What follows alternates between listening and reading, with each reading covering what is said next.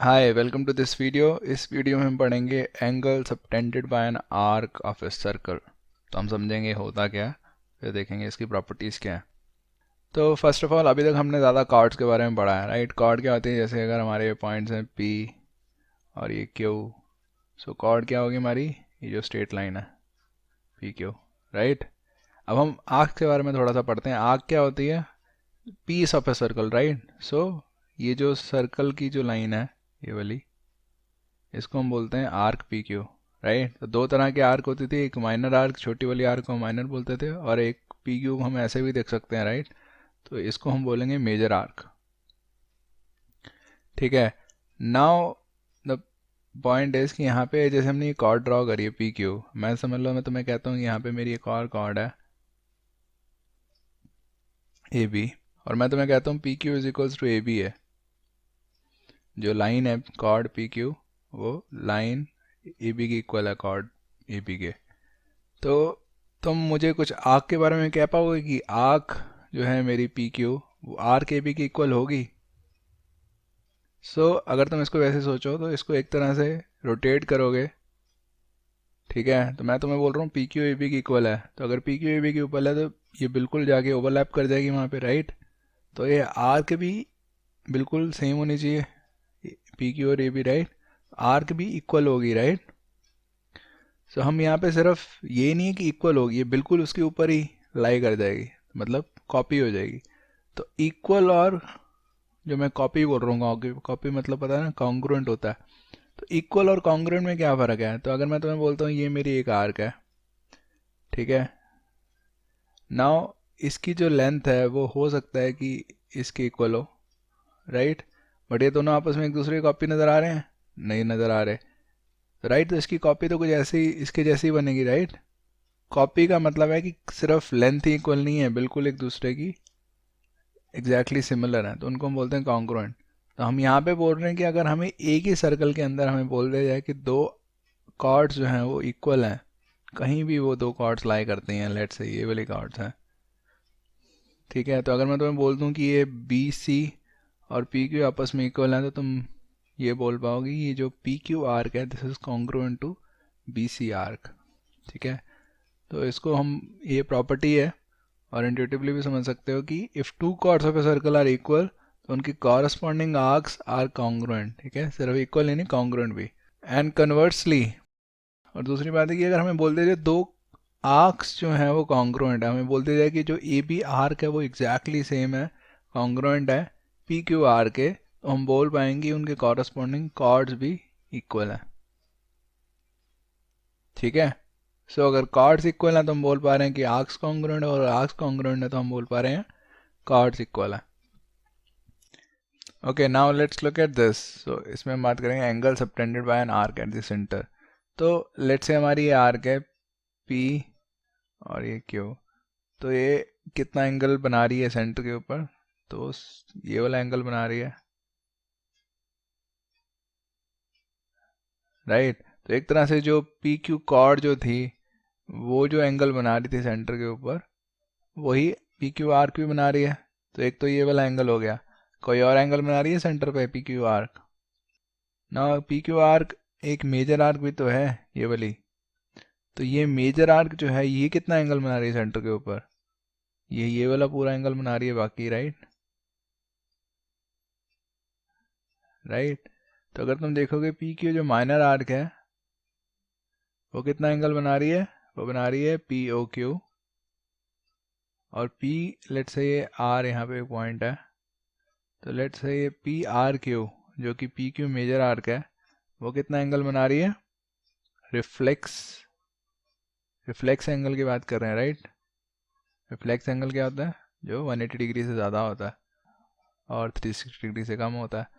तो ये जो हमारा ये पी ओ क्यू एंगल है ये रिफ्लेक्स एंगल है। पी ओ क्यू अगर हम सिर्फ पी ओ क्यू बोलते हैं वो तो ये वाला एंगल हो गया, रिफ्लेक्स पी ओ क्यू बोलेंगे तब ये वाला बड़े वाला एंगल रेफर होगा, राइट। तो ये दोनों एंगल्स वो सेंटर पे बना रही है, ठीक है। तो माइनर आर्क छोटा एंगल बनाती है और मेजर आर्क जो होती है रिफ्लेक्स एंगल बनाती है।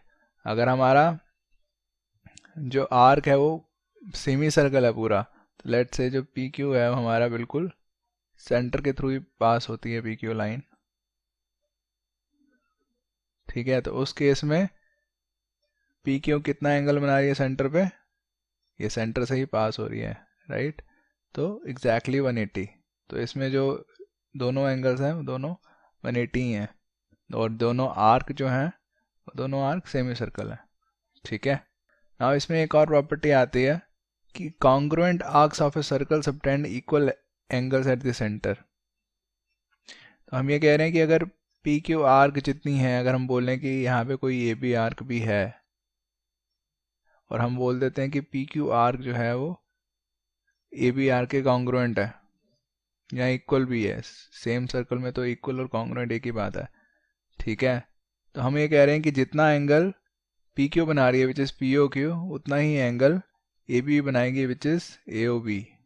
तो हम ये बोल रहे हैं कि अगर हमें दिया हुआ है पी क्यू जो आर्क है is equals to A B arc, तो हम बोल सकेंगे कि angle P O Q is equals to angle A O B. Now क्यों बोल सकेंगे, क्योंकि अभी तक हमने पढ़ा हुआ है कि जो इक्वल कॉर्ड्स होती हैं वो इक्वल एंगल सबटेंड करती है, राइट। तो नाउ अगर हमने अभी लास्ट पढ़ा था ना कि अगर कॉन्ग्रुएंट आर्क्स हैं या इक्वल आर्क्स हैं एक ही सर्कल में, तो वो इक्वल कॉर्ड्स बनाएंगी। तो अगर हमारी P Q arc A B arc के इक्वल है, तो मतलब पी क्यू कॉर्ड हमारी ए बी कॉर्ड के इक्वल होगी, ठीक है। तो हमें पता है कि अब इक्वल कॉर्ड जो होती हैं वो सेंटर पे इक्वल एंगल बनाती हैं, हमने पहले थ्योरम्स पढ़ी हुई हैं, राइट, प्रॉपर्टीज ये पढ़ी हुई हैं हमने। तो इसका मतलब है जो पी ओ क्यू हो गया वो ए ओ बी के इक्वल हो गया। तो यहाँ पे हम जो पढ़ रहे हुए हैं कि कॉन्ग्रुएंट आर्क्स या इक्वल आर्क्स जो एक ही सर्कल में है वो इक्वल एंगल बनाती है सेंटर पे, ठीक है। नाउ ये थ्योरम थोड़ी इंटरेस्टिंग है, ये कह रही है कि अगर कोई भी आर्क ले लो तो वो जितना एंगल सेंटर पे बना रही है ना, वो जो एंगल सेंटर वाला एंगल होगा वो डबल होगा then any angle on any other part of the circle. तो लेट्स से हमारी आर्क है पी क्यू, ठीक है। तो ये वाला सेंटर पे कौन सा एंगल बना रही है, ये वाला, राइट। तो ये थ्योरम ये कह रही है कि ये P O Q angle double होगा किस एंगल से, हम यहाँ पे कोई भी एंगल बना देते हैं कि ये वाला जो एंगल है ये इस एंगल का डबल होगा। तो लेट्स से पॉइंट ए है, हम ये कह रहे हैं P O Q will be double of P A Q. तो ना हमने जो यहाँ पे आर्क ड्रॉ करी है वो एक माइनर आर्क है, राइट। अब तीन केसेस हो सकते हैं, या तो माइनर आर्क हो सकती है, या सेमी सर्कल हो सकती है, या मेजर आर्क हो सकती है, और तो कोई केस पॉसिबल नहीं है, राइट। तो हम तीनों केस ले लेते हैं, यहाँ पे हम सेमी सर्कल बना देते हैं पी क्यू। तो उस केस में पी ओ क्यू क्या हो जाएगा हमारा 180 डिग्री, क्योंकि ओ जो है हमारा इसी पे लाई कर रहा है, ठीक है। और तीसरा केस क्या है कि हमारी जो है वो आर्क मेजर आर्क है। सो लेट्स से ये पी है, ये क्यू है, तो ये हमारी आर्क के बारे में बात कर रहे हैं, इस आर्क के बारे में। तो ये कितना एंगल सबटेंड करेगी सेंटर के ऊपर, लेट्स से हमारा सेंटर है, सो ये वाला एंगल सबटेंड कर रही है, राइट, ये रिफ्लेक्स एंगल। और नाउ लेट्स से ये पॉइंट ए यहाँ पे है। नाउ हम इस पी क्यू आर के बारे में बात कर रहे हैं, मेजर आर के बारे में। तो उसके लिए किसी पॉइंट ऑफ सर्कल पे जो एंगल बनेगा वो यहाँ पे बनेगा, इस पार्ट पे, राइट, क्योंकि ये तो पूरी आर की है, अपने ऊपर तो एंगल बना नहीं रही वो। तो P A Q will be the angle, और जो सेंटर पे सबटेंड कर रही है वो ये वाला रिफ्लेक्स एंगल सबटेंड कर रही है, ठीक है। तीनों फिगर समझ आ रही है।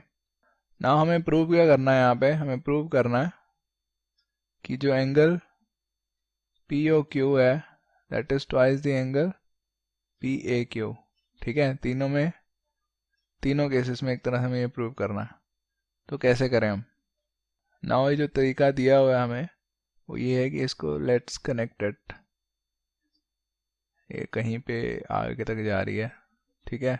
सो ए से मैंने ओ से कनेक्ट कर दिया और उसको आगे मैंने खींच दिया है, वो भी तुम्हें पता लगेगा कि आगे मैंने क्यों खींचा है, ठीक है। तो सब में मैंने ऐसे ही सेम चीज़ करी है। नाउ अब हम यहाँ पे ट्रायंगल देखते हैं ए ओ क्यू। नाउ तुम ट्राइंगल देखोगे इसमें, तो let's me write that, let's look at triangle A O Q. इसमें जो एंगल है क्यू बी एक्सटीरियर एंगल है, राइट? तो एक्सटीरियर एंगल क्या होता है? दोनों opposite pair of interior angles के इक्वल होता है, राइट?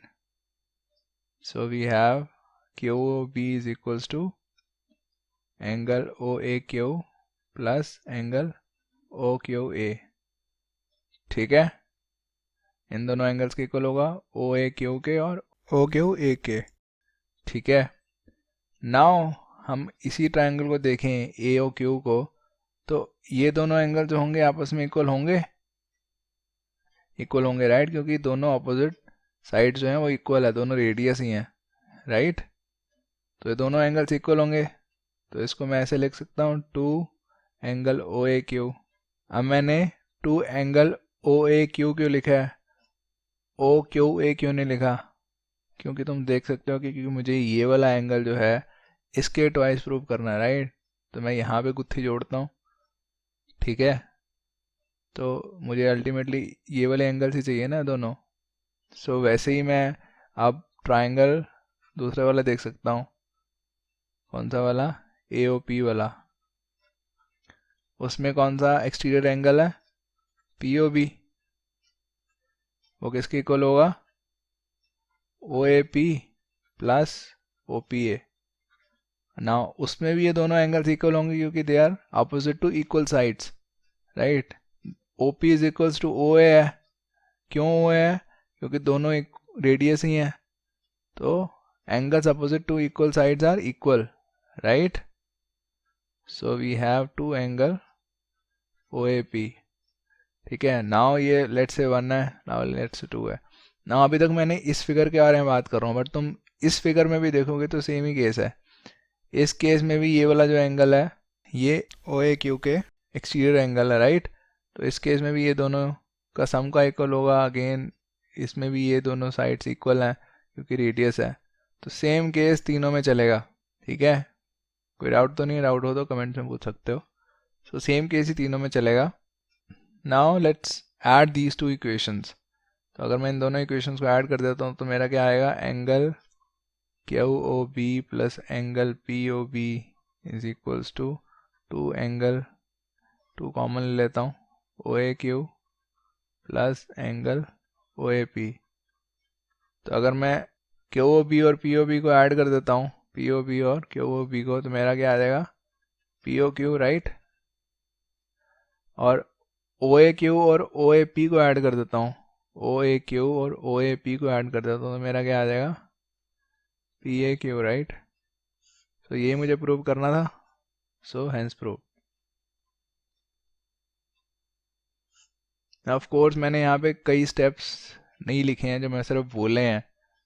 तुम जब कहीं पे लिखते हो, टेस्ट में लिखते हो, सॉल्यूशन में लिखते हो, तो you will need to write all the steps कि हाँ ये दोनों साइड्स इक्वल हैं तो इसलिए एंगल्स इक्वल हैं एंड ऑल दैट।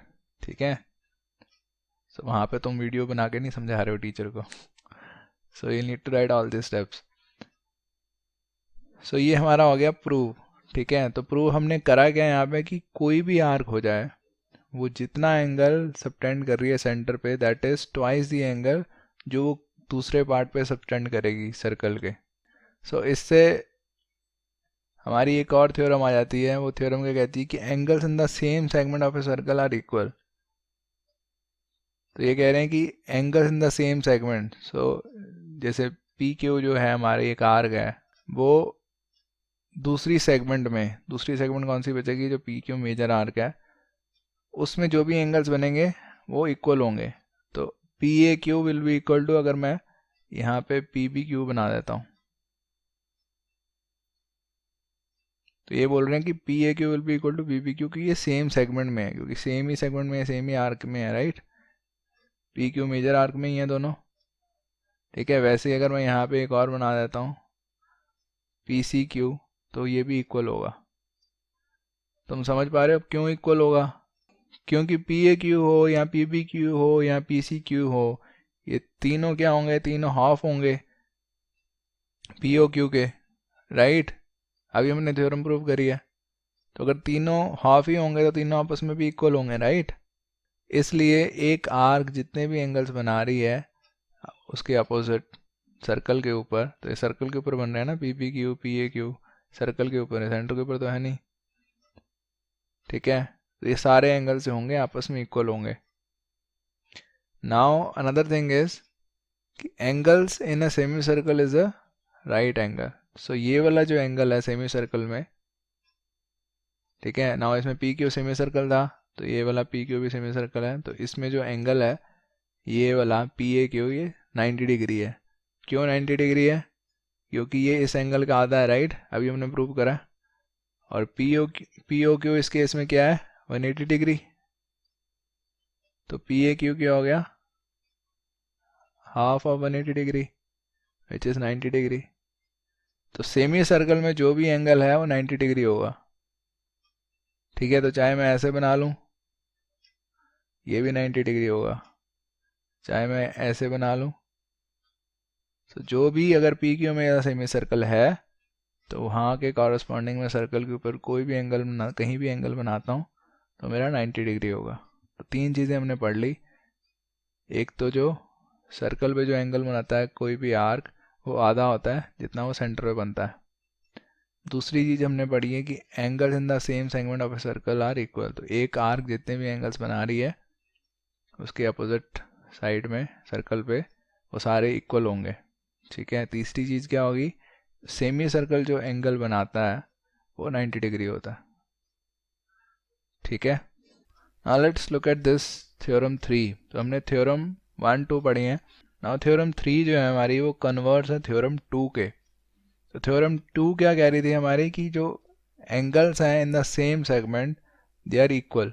नाउ ये थ्योरम ये कह रही कि अगर मैं कोई लाइन ऐसे खींच देता हूँ पी क्यू, ठीक है, और मैंने यहाँ से दो एंगल्स बना दिए, एक ये वाला एंगल बना दिया, तो ये लाइन है वैसे, और एक ये वाला एंगल बना दिया,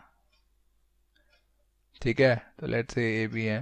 तो अगर ये कह रही है थ्योरम कि अगर ये दोनों एंगल्स इक्वल हैं, that is angle P A Q is equals to angle P B Q, तो ये थ्योरम ये कह रही है, तो मतलब ये एक सर्कल के अंदर है सारे ए बी सी डी। मतलब एक सर्कल ऐसा जाता है जो इन चारों से पास होता है, अगर ये कंडीशन हमें पता है तो, ठीक है। लास्ट टाइम हमने क्या कहा था, लास्ट टाइम हमने कहा था कि हमें पता है कि सर्कल है, सर्कल में क्या होंगे, जो एंगल सेम सेगमेंट में बनेंगे, सेम आर्क बना रही है दूसरी दूसरी पार्ट में, तो वो इक्वल होंगे। अब इसमें क्या कह रहे हैं कि हमें पता लग गया कि दो एंगल्स ऐसे इक्वल हैं, सेम साइड पे होने चाहिए इस लाइन के, ये ना हो कि एक एंगल इस साइड पे है और दूसरा एंगल इस साइड पे है, वो बात नहीं कर रहे हम, ठीक है। इस केस की बात नहीं कर रहे, सेम साइड की बात कर रहे हैं। If a line segment joining two points, तो P Q let's say subtends equal angle at two other points lying on the same side of the line containing the line segment। तो हमें P Q की एक ही side पे बात करनी है, और यहाँ पे दो पॉइंट्स हमने देखे और देखा कि P A Q is equal to P B Q है। तो ये कह रहा है then the 4 points lie on a circle, तो मतलब एक सर्कल है जो इन चारों पॉइंट से निकलता है, इसको हम बोलते हैं कंसाइक्लिक। तो अगर चारों पॉइंट्स यहाँ जो भी सारे पॉइंट्स हैं वो अगर सारे सर्कल पे लाई करते हैं तो उनको हम बोलते हैं कंसाइक्लिक, ठीक है। जैसे हमने कोलिनियर पढ़ा हुआ है, कोलिनियर पॉइंट्स क्या होते हैं, जो एक लाइन के ऊपर लाई करते हैं। कंसाइक्लिक पॉइंट्स क्या होते हैं, जो एक सर्कल के ऊपर लाई करते हैं। तो अब इसे प्रूव कैसे करें कि हमें अगर ये दे दिया गया है तो हम प्रूव कैसे करें कि हाँ भाई ये चारों पॉइंट सर्कल के ऊपर लाई करते हैं। तो लेट्स फर्स्ट सी हमें करना क्या है। तो हमें गिवन क्या है, angle P A Q is equals to angle PBQ, or we need to prove that PABQ are points are concyclic or are points on the same circle, ठीक है। यहाँ एक सर्कल है which passes through all of these points। let me delete this। now कैसे prove कर सकते हैं, सोचो। now हमें अभी तक पता है कि हम 3 पॉइंट से एक सर्कल पास करा सकते हैं, राइट, हमने ये पढ़ा था। ये 3 पॉइंट्स अगर नॉन कोलिनियर है तो एक सर्कल हम पास करा सकते हैं। बट नाउ हम 4 पॉइंट्स का हमें नहीं पता, तो लेट्स से हम 3 पॉइंट से सर्कल पास कराते हैं पी ए क्यू 3 पॉइंट्स लेते हैं और उससे एक सर्कल ड्रॉ कर देते हैं। ठीक है, ना वो सर्कल या तो बी के ऊपर से निकलेगा, जिस केस में हमारा केस प्रूव हो जाएगा, या क्या होगा, या वो नीचे से निकलेगा, लेट से ई पॉइंट से निकलेगा। ठीक है, या तो यहाँ से निकलेगा, ई से नीचे से निकलेगा, या उसके बिल्कुल एग्जैक्टली वहीं से निकलेगा, या और क्या केस है, उसके ऊपर से निकलेगा। और तो कोई केस पॉसिबल नहीं है, राइट। सर्कल है, ऊपर से निकलेगा, नीचे से निकलेगा, या उसके बिल्कुल एग्जैक्टली वहीं से निकलेगा। ठीक है, तो नाउ लेट्स से कि हम कोई केस कंसिडर करते हैं, नीचे वाला केस कंसिडर करते हैं। तो लेट्स से वो सर्कल ई से निकला, तो first let's draw circle through points P, Q and A. So now you should write that the circle will either pass through B or below B or above B. ठीक है, तो let's से अगर वो नीचे से पास कर रहा है, let's say it passes through point E on PB. ठीक है, PB में E पॉइंट से पास कर रहा है। ठीक है, तो नाउ E पॉइंट को देखो, E को अगर मैं Q से ज्वाइन कर दूं, ई को मैंने क्यू से ज्वाइन कर दिया। ठीक है, नाउ मेरा सर्कल है, जो ध्यान से रखना, ये सर्कल यहाँ से पास कर रहा, मैं ये कह रहा हूँ। ठीक है, तो अगर मैंने ई को अब क्यू से ज्वाइन कर लिया और मेरा सर्कल पी ए क्यू और पी क्यू को देखो, ये दोनों सर्कल के ऊपर लाई कर रहे हैं और सेम सेगमेंट में है, पी क्यू सेगमेंट में ही है। सो हमने अभी थ्योरम पढ़ी थी ना कि सेम सेगमेंट में जो होते हैं एंगल्स वो इक्वल होते हैं, तो एंगल पी ए क्यू क्या हो जाएगा, is equals to angle P Q. ठीक है, पर हमें ऑलरेडी ये भी दिया हुआ है कि P A Q is equals to angle P B Q है, ये हमें गिवन है। From these two equations we can see that angle P B Q will be equal to angle P Q. अब क्या ये पॉसिबल है, P E Q और P B Q ये दोनों इक्वल है। तो वैसे अगर तुम देखो, ये दो लाइंस हैं और ये यहाँ से जो पी बी लाइन है वो ई क्यू और बी क्यू लाइन्स के थ्रू पास हो रही है, तो ये मेरे कॉरस्पॉन्डिंग एंगल्स हैं एक तरह से, समझ आ रही है। तो कॉरस्पॉन्डिंग एंगल्स इक्वल होते हैं तो लाइंस पैरेलल होती हैं, बट हमें पता है वो इंटरसेक्ट कर रही हैं, तो लाइंस पैरेलल हो ही नहीं सकती है, राइट। तो ये हमारा एक तरह कॉन्ट्रडिक्शन है। तो ये तभी पॉसिबल है जब ई जो पॉइंट है एग्जैक्टली बी के ऊपर लाई करेगा, क्योंकि अगर ई पॉइंट कहीं भी और लाई करता है तो हमारी ई क्यू जो लाइन है वो बी क्यू के पैरेलल हो जाएगी, तो वो पॉसिबल ही नहीं है क्योंकि E Q B Q intersect कर रही हैं। ठीक है, तो हम क्या कह सकते हैं, ये तभी पॉसिबल है जब ये जो ई पॉइंट है एग्जैक्टली बी के ऊपर ही लाई कर रहा है, तो मतलब सेम ही लाइन है वो, तभी ये एंगल्स इक्वल होंगे। क्योंकि और किसी केस में एंगल इक्वल नहीं हो सकती, क्योंकि और किसी केस में इक्वल होने का मतलब हो जाएगा ये कॉरस्पॉन्डिंग एंगल्स इक्वल हैं, तो मतलब लाइंस पैरेलल हैं। पैरेलल तो है ही नहीं क्योंकि दोनों क्यू से पास कर रही हैं। ठीक है, so this is possible only, you should write that, only if E and B coincide। ठीक है, तो अगर E और B coincide कर लेंगे तो मतलब हमारा जो सर्कल था E से पास कर रहा था, तो मतलब E and B coincide, तो मतलब the circle passes through P A B Q, तो हमारा हो गया प्रूव। नाउ पर हमने ऊपर वाला केस कंसिडर नहीं करा है, बट वट इफ़ की सर्कल ऊपर से जा रहा हो, तो भी हम सेम ही चीज़ करेंगे। तब भी हम, अगर सर्कल ऊपर से जा रहा है तब भी हम इसको कनेक्ट कर देंगे, फिर हम बोलेंगे P E dash Q is equals to P A Q, right, क्योंकि angles on the same side of the segment are equal in a circle, right. So P dash Q equal to क्या आ जाएगा, ultimately हमारा P B Q के equal आ जाएगा, क्योंकि P A Q is equal to P B Q है। फिर हम वही सेम लॉजिक लगाएंगे, कहेंगे नहीं नहीं, ये तो तभी पॉसिबल है जब ई डैश और बी कोइंसाइड कर रहे हैं। ठीक है, तो we can use similar argument to prove that E dash coincides with B. हमने यहाँ पे प्रूव क्या कर दिया, हमने प्रूव ये करा है कि अगर एक लाइन है और उसकी सेम साइड पे दो एंगल्स ऐसे इक्वल बन रहे हैं, तो वो चारों पॉइंट्स कंसाइक्लिक हैं। कंसाइक्लिक मतलब उन चारों पॉइंट से एक सर्कल निकलता है। ठीक है, so that is it for this video, thank you very much. अगर कुछ क्वेश्चंस हो तो you can ask me in the comments. ठीक है, बाय बाय।